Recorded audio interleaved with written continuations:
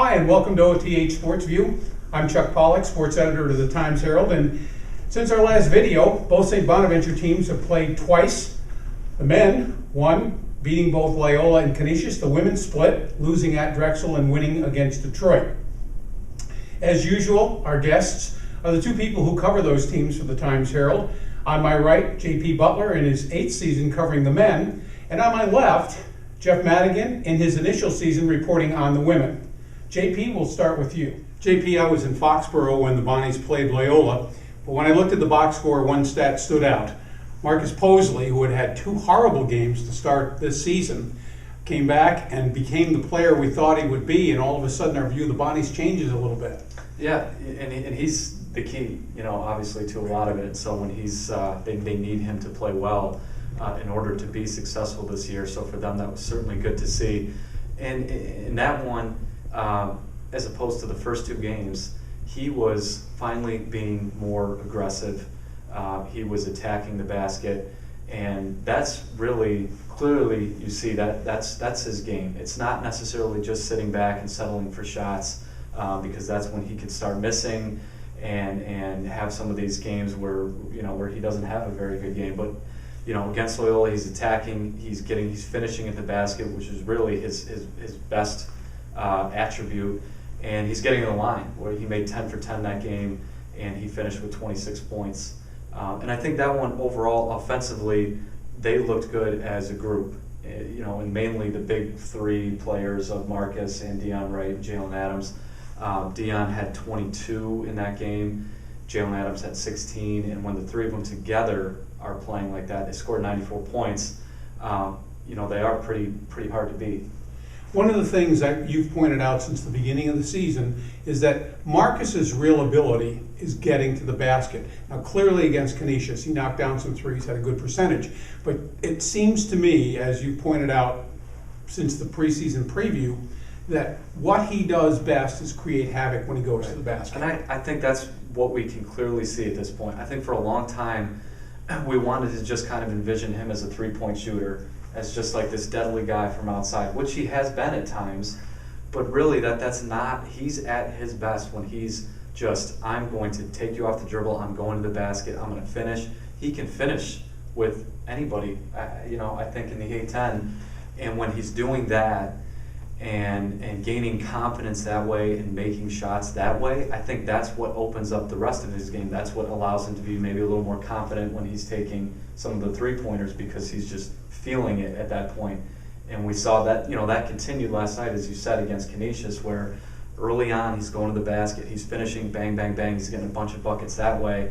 Now all of a sudden he's feeling confident, some of his outside shots are going down, and that's where he can have the kind of game that he had last night against Canisius. One of the interesting things that came out of the Canisius game, in my mind, was Mark Schmidt has a rule. You get 2 fouls in the first half, you're sitting. But he's only got an 8-person bench. He had 4 starters with 2 fouls. So he had to keep one of them in at all times. But one of the circumstances was all 3 freshmen, the key 3 freshmen he's got on the roster, were on the floor at the same time, and they held their ground. They did. They got a huge first half from Derek Woods, the freshman forward, who played all 20 minutes. I mean, he goes from being a guy who maybe was going to be eased into action this year to one who played the entire first half last night and contributed, giving them 9 points and 3 rebounds.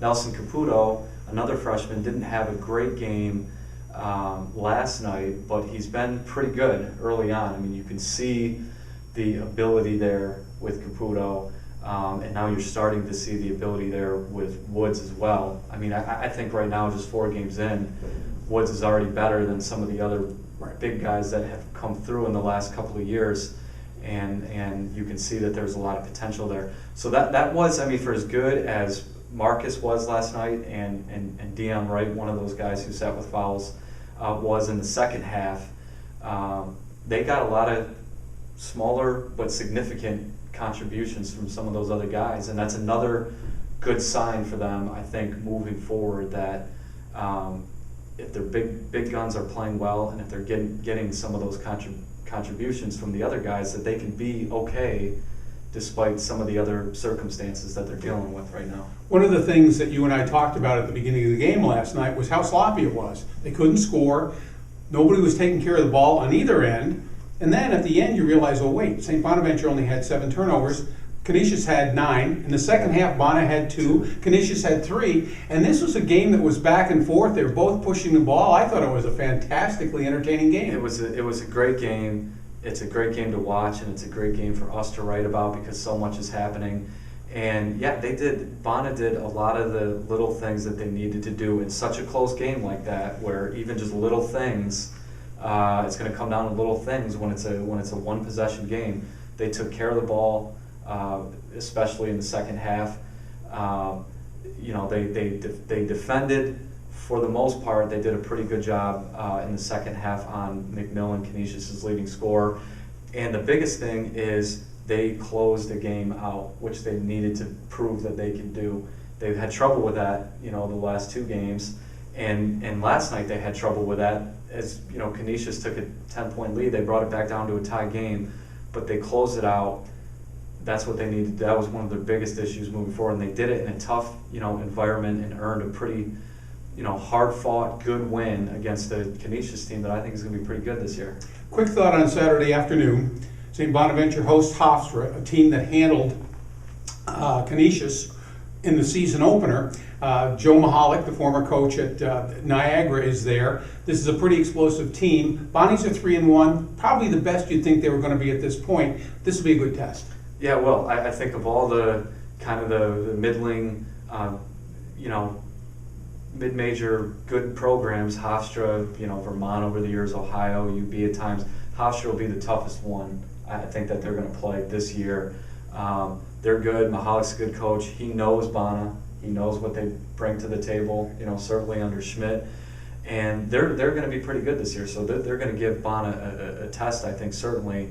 But from Bona's standpoint, to me, it's a home game. And so therefore, you have to take care of your home court. You have to win these kinds of games, if you're going to be a good team. And I think even more so than Canisius and Loyola and Binghamton, this will be a good test to see just where they're at right now. We'll talk next about the St. Bonaventure women's team. Jeff, one of the games that ended the WNIT appearance for the Bonnies was the game against Drexel down in Philadelphia. It's a game I think Jim Crowley would have liked to have won, thought they could probably win. I'm thinking, though, the way they lost it wasn't the disaster it might have been. It was very similar to the DePaul game where the Bonnies, they were trailing early in the first quarter, kind of crawled, tried to scratch their way back into the game, trailing by just 4, and then all of a sudden, one of the Drexel girls gets a 3-pointer, and then, 2 free throws and then an and one, and all of a sudden now you're down by 9, and the Bonnies were just unable to come back from being down 9 points, but they were down big in the first half, the first quarter. They cut it to 4 and just couldn't get over that hump for the second straight game, and the same thing happened against DePaul. Against Detroit, you see the 0-3, and you say, well, this one's easy, it's at home.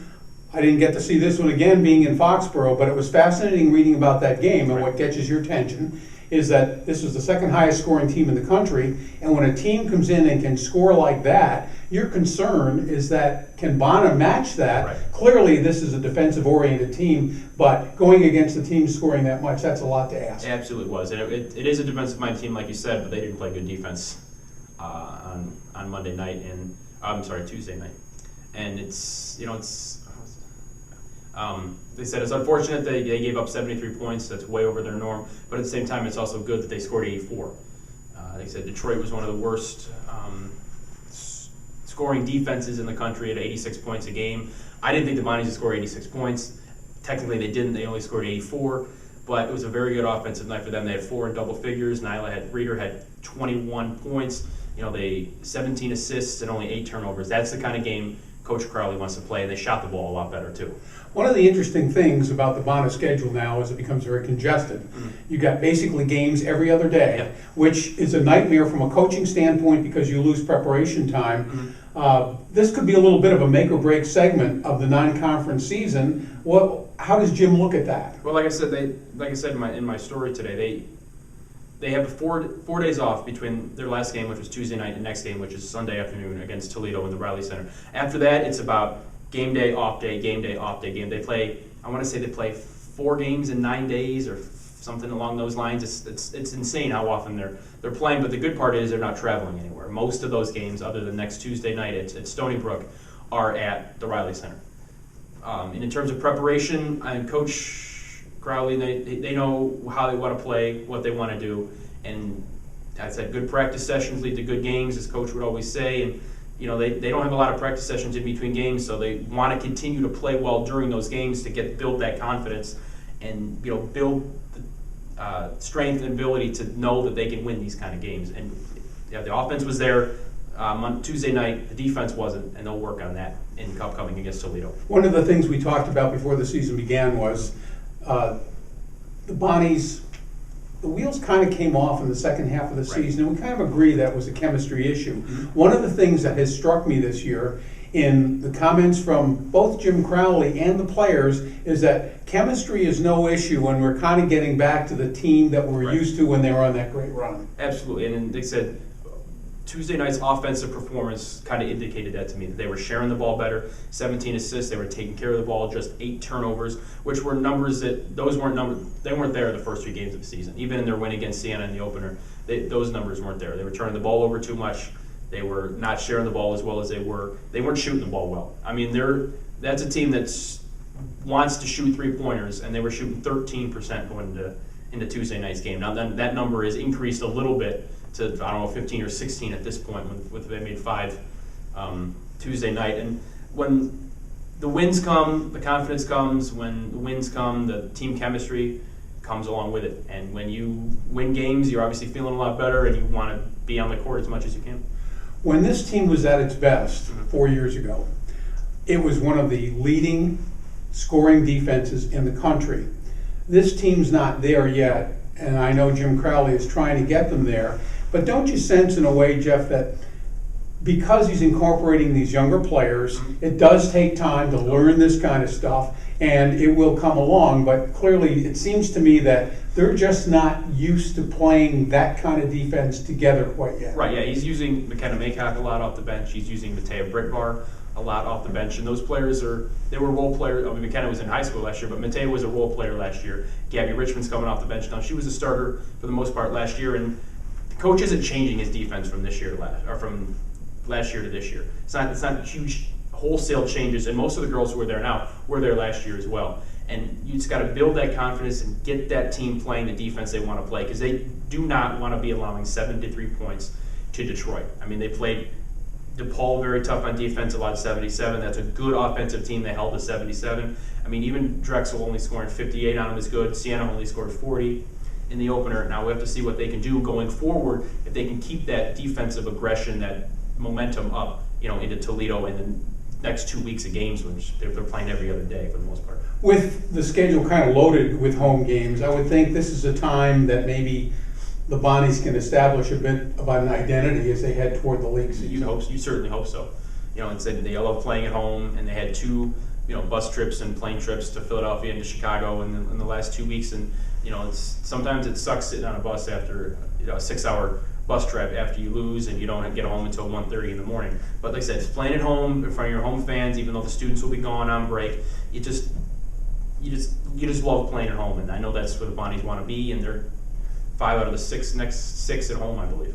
Thanks for watching OTH Sports View. We'll see you next week.